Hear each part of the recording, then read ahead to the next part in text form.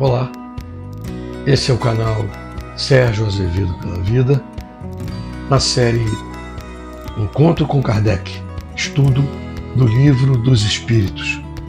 Seja bem-vindo.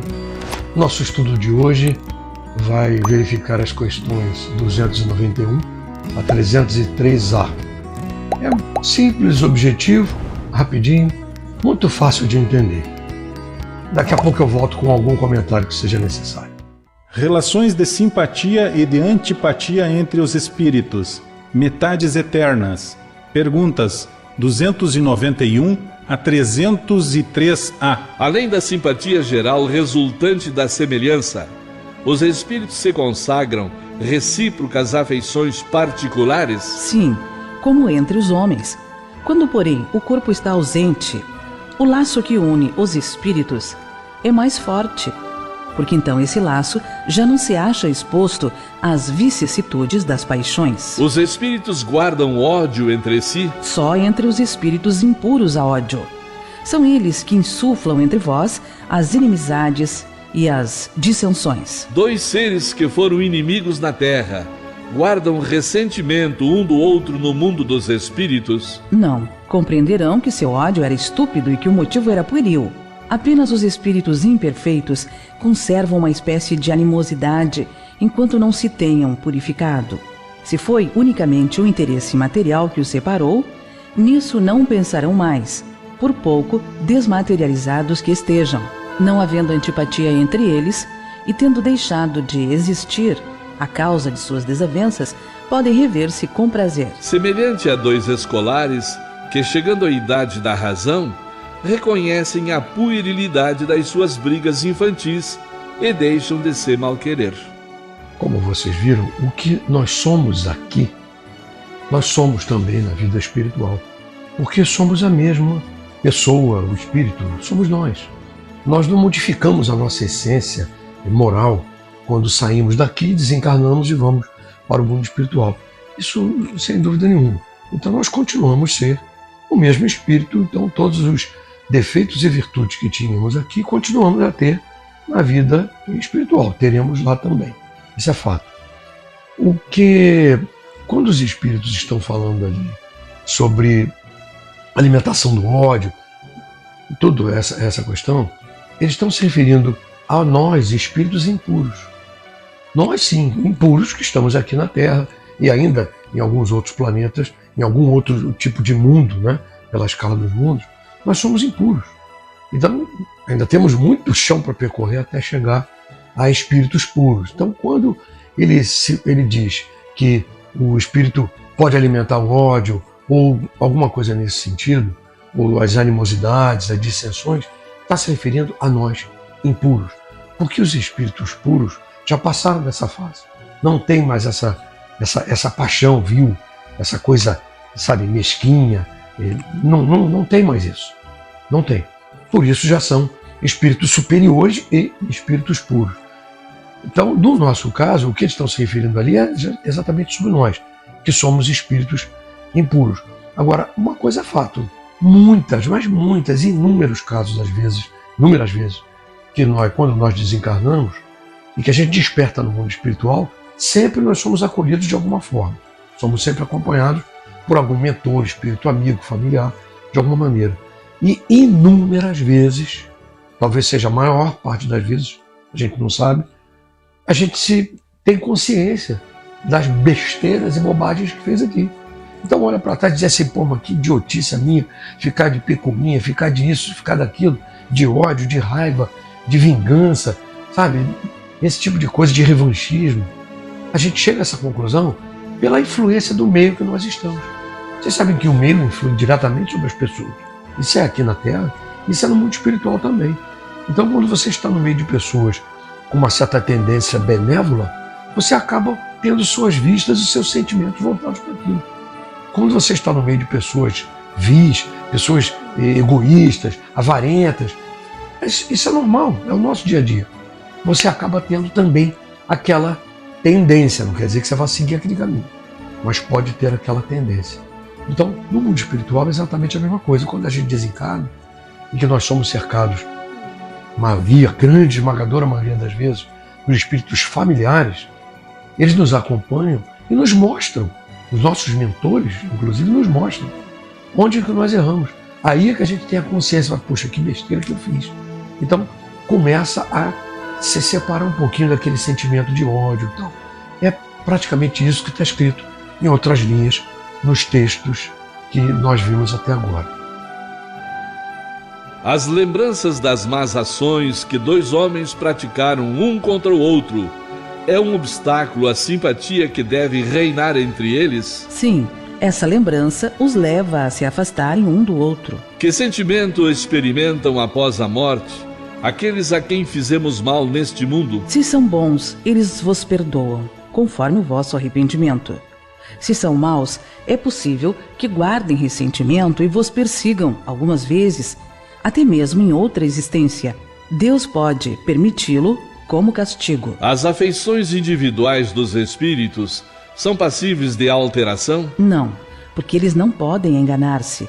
Não dispõem mais da máscara sob a qual se escondem os hipócritas.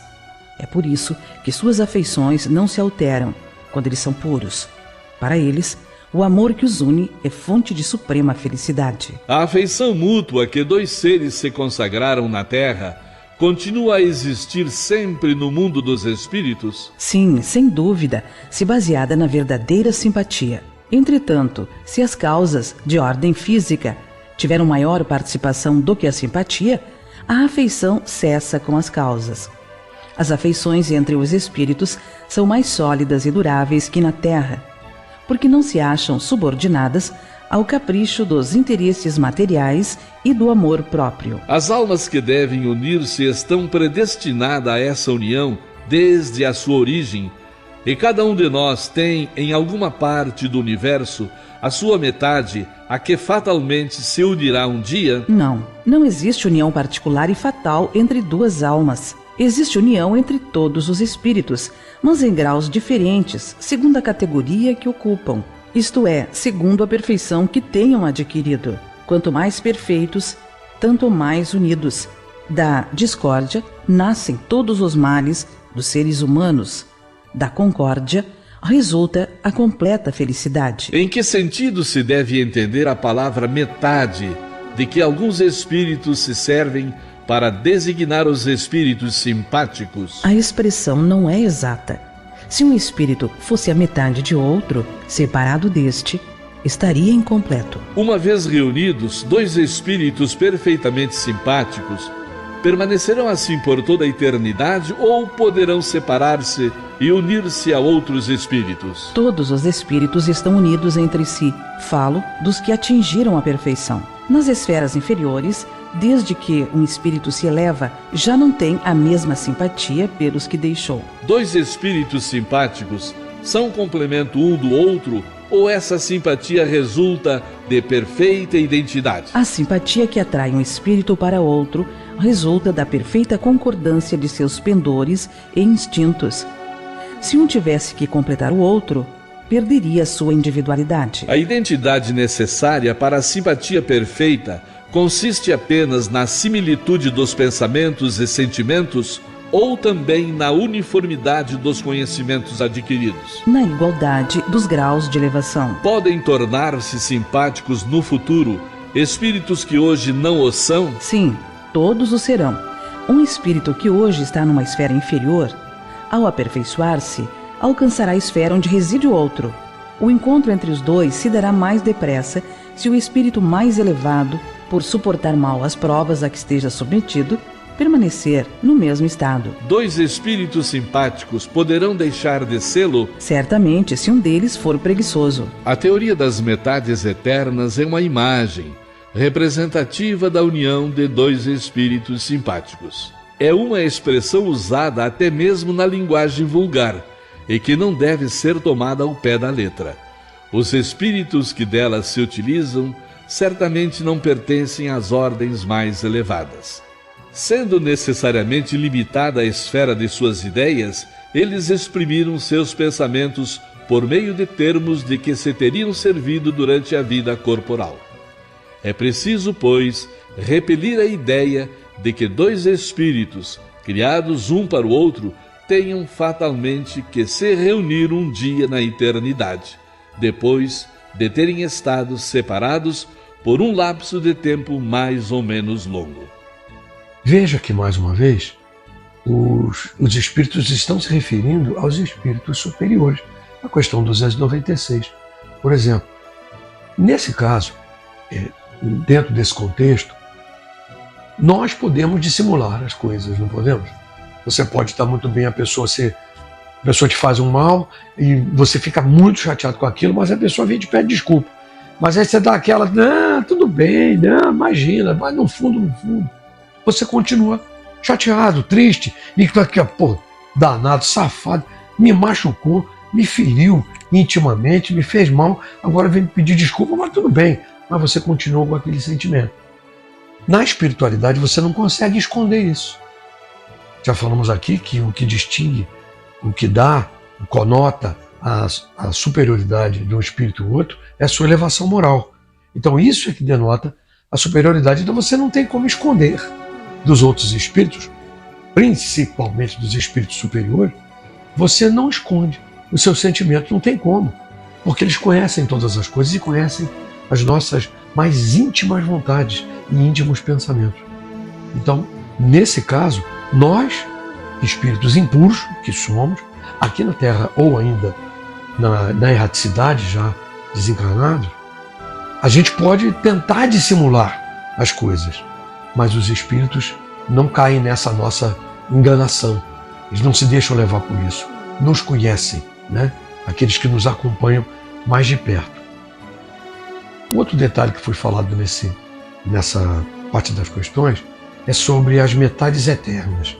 A gente tem que entender de uma vez por todas que alma gêmea não existe. Não existe alma gêmea. Se você considerasse que existe alma gêmea, metade, o outro é metade do outro, e um dia vai encontrar a sua metade, você ia admitir que ele não é único. Ele seria parte de outro, mas não é. Os espíritos são únicos, são individuais. Nós somos individualmente criados. Nós não temos uma metade que vai nos completar de alguma coisa. Agora existe sim, sentimentalmente, né, dentro de um sentido romântico, sim, aí sim. Você fala sobre alma gêmea, que a fulana me completa, é minha alma gêmea, um dia eu vou encontrar alguém que me complete, ou a mulher fala do marido, ou o marido da mulher, ou o que seja. Aí tem romantismo envolvido, sim, você é apenas uma figura de linguagem. E os espíritos nos dizem isto também, que é uma figura de linguagem. Está lá escrito. Eles nos divulgaram isso. Na realidade, então, deixando muito bem claro, alma gêmea não existe. O que existe nesse ponto são romantismos que se fazem valer dessa linguagem. Então, é exatamente isso aí. Agora, quando a outra questão, uma das últimas, quando os espíritos se referem ao espírito que é preguiçoso, ele deixa de gostar do outro, uma coisa nesse sentido, que ele é preguiçoso, ele está se referindo ao fato dele não querer evoluir. É nesse sentido. Ele, de alguma forma, tem alguma tendência a não evoluir. Então ele continua agarrado naquelas paixões menores, naquelas dissensões. É esse tipo de coisa. Muito bem. Mais uma vez chegamos ao final do nosso encontro com Kardec 19, e foi esse, e vimos as questões 291 a 303A. Eu espero, como sempre, que tenha sido proveitoso esses momentos. Faça o melhor uso possível desse estudo. Se reserve num cantinho, com a família de preferência, com amigos, e faça o estudo, que é muito bem. Isso é muito bom. É bom para nosso crescimento moral, nosso crescimento individual. Se vocês gostaram, por favor, não esqueça de deixar aquele joinha, clicando na mãozinha, no famoso like, e fazendo comentários e compartilhando esse vídeo com outras pessoas, para que também possam ter acesso às informações dessa doutrina que é maravilhosa e nos responde a todas as questões do universo, que é a doutrina espírita. Muito obrigado por estar até aqui. Fiquem na paz.